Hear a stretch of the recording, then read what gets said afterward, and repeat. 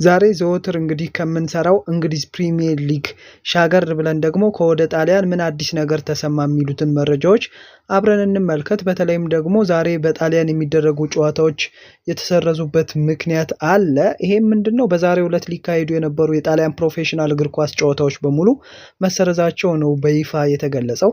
ታዲያ ምክንያቱ ምንድነው? ጨዋታዎቹ የተሰረዙት የሮማ ካቶሊካዊት ቤተክርስቲያን ሊቀ ጳጳስ ፖፕ ፍራንሲስ ህልፈተ ህይወትን ተከትሎ መሆኑ ነው እንግዲህ ይፋ የተደረገው። ታዲያ እንግዲህ የሮማ ካቶሊካዊት ቤተክርስቲያን ሊቀ ጳጳስ የሆኑት ፖፕ ፍራንሲስ በ88 ዓመታቸው ነው ከዚህ ዓለም ድካም ማረፋቸው የተሰማው። እንግዲህ ይህንንም ከወደ ቫቲካን የተሰማ መረጃ።